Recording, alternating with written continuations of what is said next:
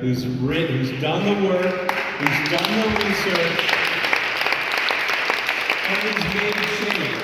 And we hope it's going to make even more change in the year ahead, because we know we have the momentum. But in the meantime, we'll be plotting and planning with Alex Boris, the rising star of the Assembly.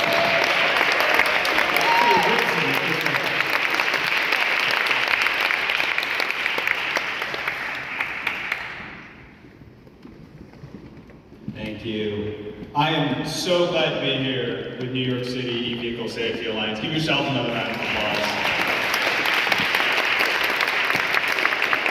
And of course, the core four here, Janet, Andrew, Pamela, Carrie.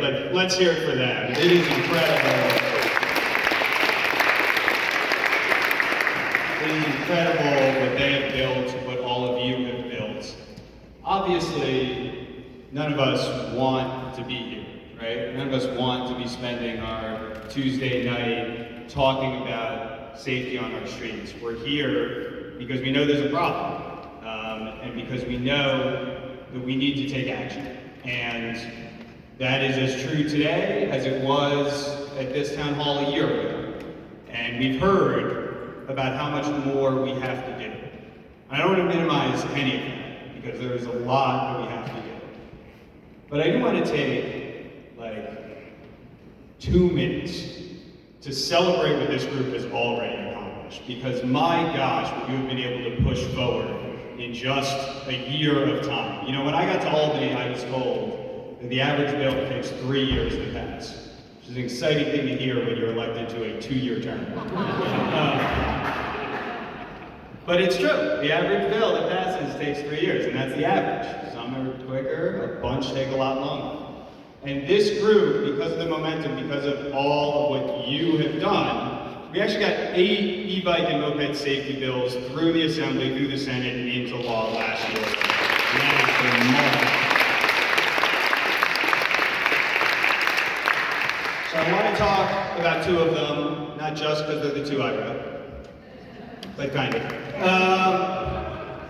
One was already, or I guess both mentioned, but the first was mentioned that there are survivors here, there are victims here, where when they looked at the police report afterwards, it said they were hit by an e-bike, but the police report said it was hit by a motor vehicle. Are there any of them in the audience?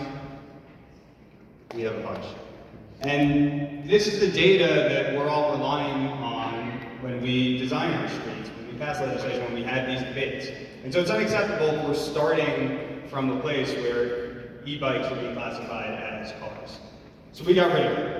We passed a bill this year that changed the standard police report form that originally just had 3 categories: had motor vehicle, bicycle, and pedestrian. That was it. It now lists out e-bike and e-scooter and moped. And so we actually know for every accident what we're getting involved in. That same bill requires, and I throw this on almost as an addendum because it's shocking that this wasn't true before, but that same bill requires that if an e-bike causes a death or serious injury, that there has to be an investigation. Can you believe that that wasn't required before? Now there has to be an investigation, it's state law. The second one, which I think caused a little bit of debate on the number of registered mopeds, was requiring that mopeds be registered before they leave a store. So it's true. Yeah,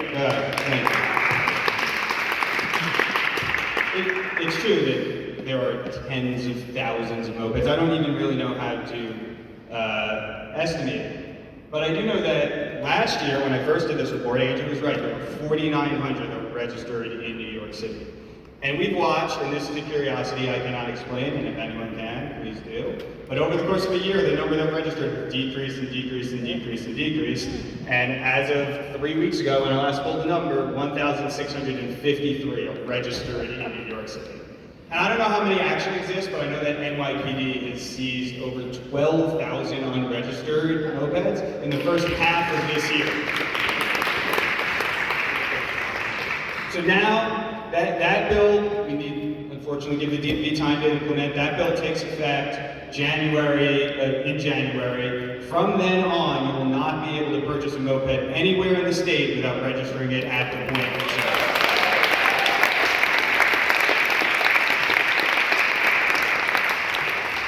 Okay, I've more than used up my 2 minutes of celebrating the past. Where are we going from here? Elected officials, especially around campaign time, we like to tell you that we're all powerful and we'll fix everything. I don't need to tell you that we're not. But in particular, one of the places we're weakness is that the laws that we write aren't even worth the paper they're on unless there's enforcement.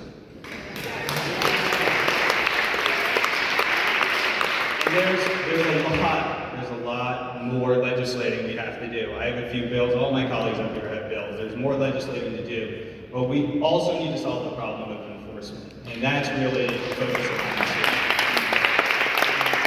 And so what does that mean? That means, of course, continuing to work with our NYPD officers. I want to, in particular, give a shout out to the 19th precinct, which has really stepped up ticketing in the last 3 months. We're doing great work for that. We need that throughout the city. But it also might mean being creative with what enforcement means and who can do that enforcement. And in particular, I'm thinking of the app companies. I'm thinking about the delivery companies that set these standards, that set the algorithms, that set the incentives that lead to a lot of the bad, unsafe behavior that we are seeing on the streets. And so there's a package of 3 bills that I'm going to be introducing in the start of the year, pending, because 1 or 2 of these is copied from City Council. So if City Council passes it first, great, we'll celebrate. But if not, there's 3 bills I'm going to introduce to get at enforcement with the apps. The first, we've already solved mopeds. New mopeds have to be registered. But that doesn't solve the problem with the mopeds that already exist on our streets. We're going to require that DoorDash and Seamless and Uber Eats and all of them themselves check that the mopeds of their drivers are registered in the DMV and they sign out. Second, and I didn't even know this was in the EBSA packet now, and I'm glad to see it there, the app companies need to also be liable when there's a ticket given to their drivers. They are the ones designing the routes, they're the ones incentivizing where it's happening, they need to be paying those tickets. And third, and very directly, right? Many of these delivery drivers, when you talk to them, say, oh, I went the wrong way because I was much faster. I rode the red light because I was much faster. And especially before the minimum wage, they were paid per job. But even since the minimum wage, the algorithms of the app say, oh, we're going to give more rides and more deliveries to the people that do it faster. We're going to get more tips away. Those are the incentives. So if those are the incentives, we can take action on that. And the third bill is that if you're an app company and your algorithm and how you're assigning who can drive or who can do anything at all takes into account the speed of delivery, the on-time delivery, any of those things that are setting up the incentive, you also have to weight equally the safety of your drivers, which doesn't just mean the tickets they're given, because we all know they're not given enough tickets, but realize that they have GPS data on all of their riders. They know when a rider goes the wrong way on the street. They are tracking that already. So if they are tracking that data and they are setting the incentives that say go fast, they need to also be saying, hey, we're going to penalize you when you go the wrong way. And we are going to make sure that you actually